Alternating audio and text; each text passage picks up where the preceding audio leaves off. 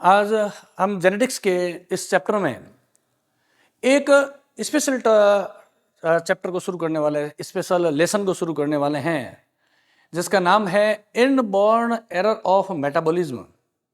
तो इसे हिंदी में हम कहते हैं उपापचय की जन्मजात त्रुटियां। तो ये इनबॉर्न एरर ऑफ मेटाबॉलिज्म क्या होता है, इसकी डिस्कवरी किस प्रकार से हुई थी, उसी को आज हम समझेंगे यहाँ पे। तो सबसे पहले मैं एक टाइटल लिख देता हूँ, इनबॉर्न एरर ऑफ मेटाबॉलिज्म, और इसका जो नाम है वही सब कुछ इसके अंदर बता देगा कि ये टर्म क्या कहना चाह रही है। Inborn error of metabolism. Hindi में कहें तो इसका नाम रहता है उपापचय की जन्मजात त्रुटियां। उपापचय की जन्मजात त्रुटियां क्या मतलब है, देखिए यहां पे वर्ड बना हुआ है इनबॉर्न। इनबॉर्न का अर्थ होता है बाय बर्थ। ओके, इनबॉर्न का अर्थ होता है बाय बर्थ, यानी कि जन्म से होने वाली घटना। तो हम बोल रहे हैं इनबॉर्न यानी कि पैदाइशी बात कर रहे हैं सामान्य भाषाओं में। और यहां पर एक वर्ड बना हुआ है एरर, और एरर को अपने सिंपल लैंग्वेज में कहें तो इसको हम बोल सकते हैं मिस्टेक्स, यानी कि कमियां बोल सकते हैं, त्रुटियां बोल सकते हैं। और थर्ड जो टर्म है वो है मेटाबॉलिज्म। सिंपल लैंग्वेज में मैं अगर कहूं तो इसे क्या बोलेंगे, बायोकेमिकल रिएक्शंस। हमारी बॉडी में जितनी भी जैव रासायनिक अभिक्रियाएं होती है उनको हम सरल भाषा में मेटाबॉलिज्म कहते हैं या उपापचय कहते हैं। तो टॉपिक का नाम क्या बता रहा है, इनबॉर्न एरर ऑफ मेटाबॉलिज्म। ये कह रहा है कि बाय बर्थ मिस्टेक है, जन्मजात त्रुटियां हैं, जन्म से होने वाली कमियां है। किसमें हो रही है जन्मजात त्रुटियां? ये जन्मजात त्रुटियां हो रही है बायोकेमिकल रिएक्शंस में। हमारे शरीर में जितनी जैव रासायनिक अभिक्रियाएं होती है उन जैव रासायनिक अभिक्रियाओं में कुछ प्रॉब्लम है, कुछ मिस्टेक्स है, जिसको हम क्या बोलेंगे, इनबॉर्न एरर ऑफ मेटाबॉलिज्म कहते हैं। एक और मैं पहले टर्म लिखूंगा, फिर हम इसको समझाएंगे कि ये कैसे बीमारियां होती है। विज्ञान की वह शाखा जिसमें हम इनबॉर्न एरर ऑफ मेटाबॉलिज्म की स्टडी करते हैं, यानी कि मैं अगर सिंपली लैंग्वेज में कहूं, the study of inborn error of metabolism किसमें किया जाता है, साइंस की एक स्पेशल ब्रांच है जिसे बोलते हैं बायोकेमिकल जेनेटिक्स।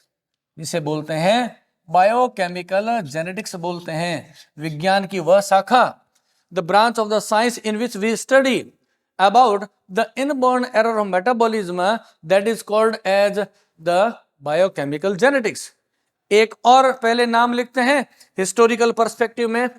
यहां पे एक फेमस साइंटिस्ट थे ए गैरोड। गैरोड एक साइंटिस्ट हैं, उन्होंने इनबॉर्न एरर जो टर्म है उसको दिया था। तो हम लिख दें कोइंड द टर्म।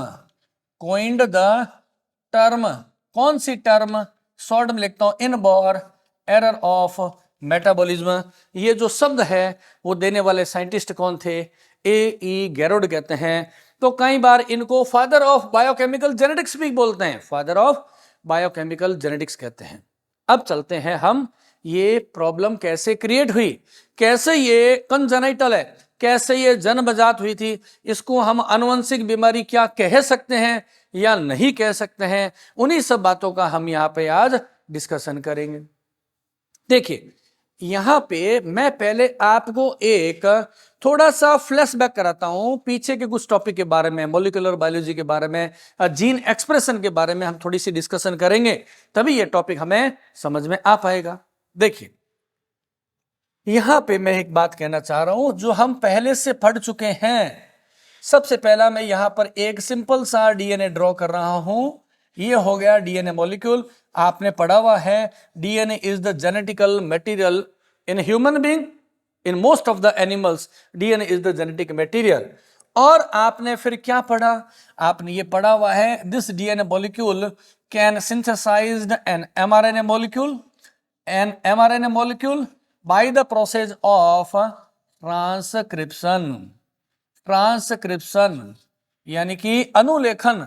अनुलेखन के द्वारा इस डीएनए से किसका सिंथेसिस होता है, इस डीएनए से एक आरएनए का सिंथेसिस होता है। फिर आपने ये भी पढ़ा हुआ है कि ये जो आरएनए होता है, इस आरएनए से किसका सिंथेसिस होता है? प्रोटीन का। और प्रोटीन हम जानते हैं किसके बने होते हैं? एमाइनो एसिड्स के। तो यहां पे एक बन गई है पॉलीपेप्टाइड चेन कह देता हूं, या मैं ये कह दूं कि यहां पे किसका सिंथेसिस हुआ है? प्रोटीन का सिंथेसिस हुआ है। और प्रोसेस कौन सा है? ट्रांसलेशन, जिसको हम अनुवादन कहते हैं। देखिए, expression of the gene in the flow of the genetical information के लिए आपने सेंट्रल डॉग्मा के बारे में पढ़ा हुआ है कि व्हाट इज सेंट्रल डॉग्मा। तो हमने कहा कि डीएनए के से आरएनए का सिंथेसिस होता है, फिर आरएनए से प्रोटीन का सिंथेसिस होता है। ये एक सिंपल प्रक्रिया है जो आप प्रीवियस वीडियोस में और क्लासेस में पढ़ चुके हैं। यहां पे मैं आपको यह बताना चाहता हूं कि हमने कहा हमारी बॉडी में जो भी ट्रेट होते हैं उनका कंट्रोल एक पर्टिकुलर जीन के द्वारा किया जाता है। आप शब्दों को ध्यान से सुनिएगा। all the traits in our body is controlled by a particular gene. And what is the gene?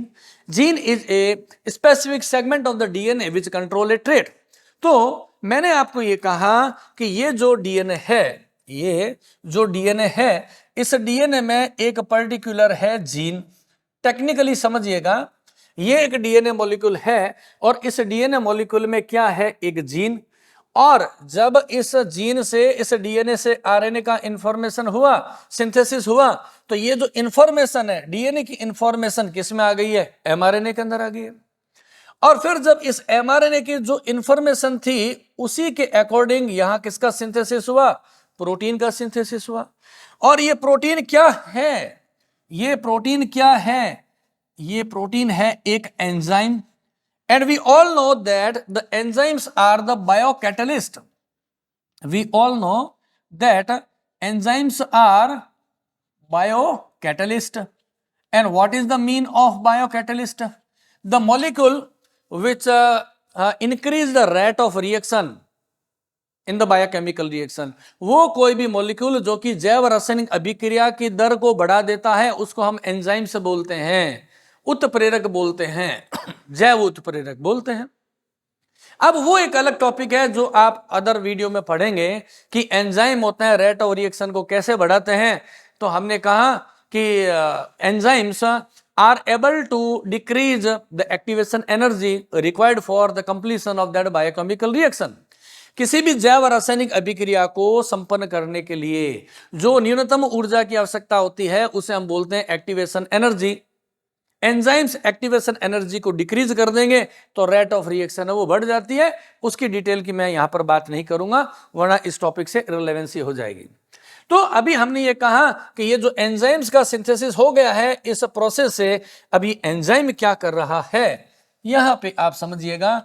मैं लिख रहा हूं एक कोई भी सबस्ट्रेट है, मान लेते हैं ए और बी मॉलिक्यूल है, वो रिएक्शन करेंगे और ए और बी मॉलिक्यूल के रिएक्शन से और एक प्रोडक्ट बन रहा है C. And this reaction is catalysed by this enzyme. This reaction is catalyzed by this enzyme. This is a common biochemical phenomena. ये एक सामान्य जैव रासायनिक प्रक्रियाएं होती है, रिएक्शन होती है और उसका सिस्टम इस प्रकार से होता है। अभी मैंने कुछ बताया नहीं है आपको इनबॉर्न एरर ऑफ मेटाबॉलिज्म, अब आएंगे, अभी उसी पॉइंट पे आएंगे कि इनबॉर्न एरर ऑफ मेटाबॉलिज्म क्या होता है। समझिएगा, हमने कहा कि DNA carry the information, the genetical information in the form of the genes, and this gene is a specific segment of the DNA, and this gene transcribed into a specific mRNA and carry the information from the nucleus to the cytoplasm. ये जो DNA से जब RNA बनता है तो ये RNA information को केंद्रक से कोशिका द्रव्य में लाता है, and then translation starts. And by the process of translation, the information present in the mRNA is translated in the form of a protein molecule, and this protein molecule is the enzyme. ये protein molecule एक enzyme है। अब ये कैसे काम करेगा? And this enzyme catalyze the reaction, and A and B substrate react and produce a product. ये एक सामान्य प्रक्रिया है। तो हमने कहा, अब ध्यान से सुनिएगा, इनबॉर्न एरर की बात कर रहे हैं, इनबॉर्न एरर की। अगर किसी कारण से इस डीएनए की जो ये जीन है, इस डीएनए की वो जीन है जो कि रेस्पॉन्सिबल है इस एंजाइम के सिंथेसिस के लिए। ये gene, the gene which is responsible to synthesize a particular enzymes, if this gene is mutated, इस जीन में उत्परिवर्तन हो गया, म्यूटेशन हो गया, तो क्या होगा? यहां पे मैं एक कंडीशन डाल देता हूं, यहां पर मैं लिख देता हूं, क्या कंडीशन क्या आ रही है इसको समझिएगा।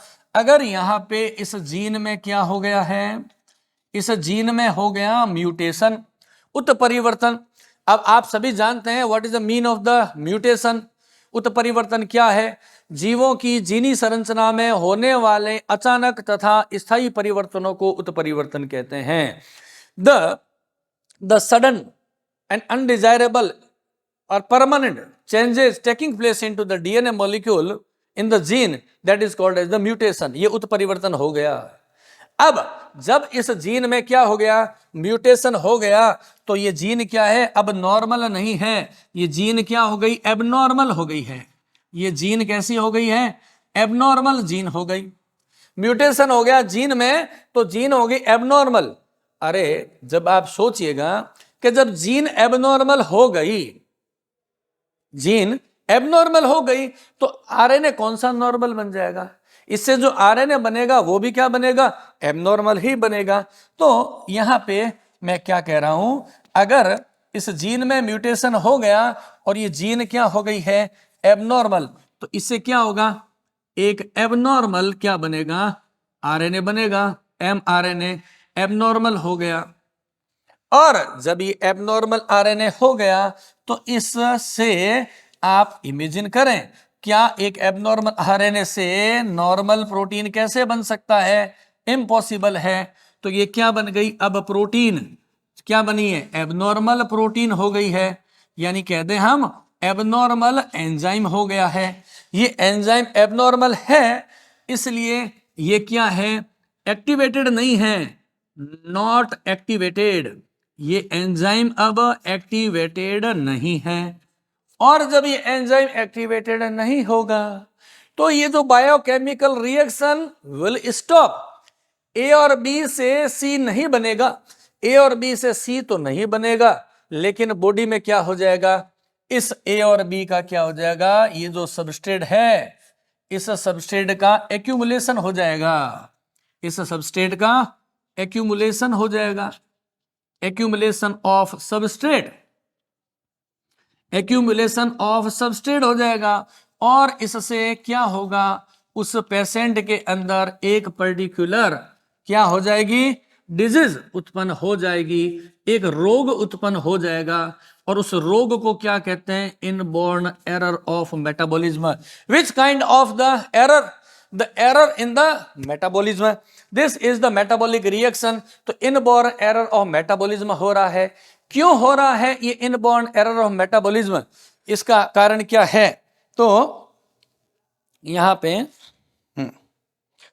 तो हमने कहा इनबॉर्न एरर हो गया, मेटाबॉलिज्म में एबनॉर्मेलिटी आ गई है, एरर हो गई है, मेटाबॉलिज्म हो गई। क्यों हुई? क्योंकि एंजाइम क्या बना था, एबनॉर्मल एंजाइम बना था। ये एबनॉर्मल एंजाइम क्यों बना था? क्योंकि एबनॉर्मल आरएनए बना था। एबनॉर्मल आरएनए किससे बना? Abnormal RNA is synthesized on the abnormal gene. And what is the reason of abnormality in the gene? This is the single reason is the mutation. तो कहने की बात है, प्रॉब्लम कहाँ क्रिएट हुई, ध्यान से सुनिएगा, प्रॉब्लम कहाँ क्रिएट हुई, जीन्स में प्रॉब्लम आई, और उसका रिजल्ट कहाँ आ रहा है, biochemical reaction. The problem is created into the gene at the level of genetics. The abnormality is created in the gene, in the genetics. And what is the result? Result is the abnormal biochemical reaction. Abnormality in the genetics, a result in the biochemical reaction. That's why study of this process is called as biochemical genetics. Biochemical genetics, ये हमने यहाँ पे लिखा है, the study of inborn error is called as the biochemical genetics. If it is asked into the examination, why do we say the biochemical genetics? Because the problem is in the biochemical reactions.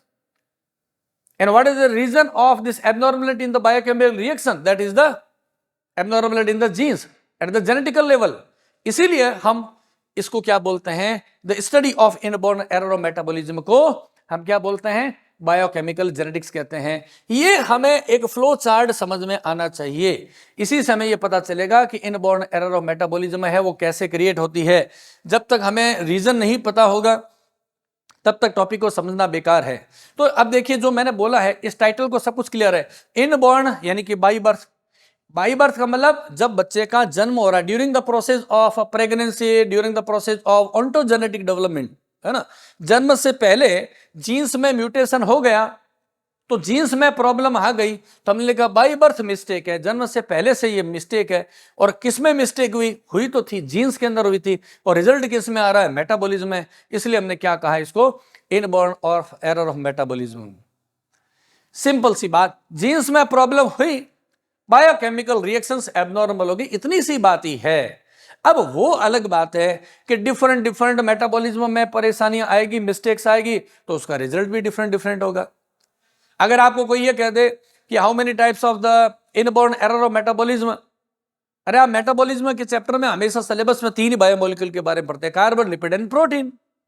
Carbohydrate, lipid and protein, these 3 are the macrobiomolecules. Then we can say there are 3 kinds of inborn metabolism. The inborn error of metabolism in the carbohydrate, inborn error of metabolism in the protein, है ना, protein metabolism, and inborn error of metabolism in the liver fatty acid metabolism.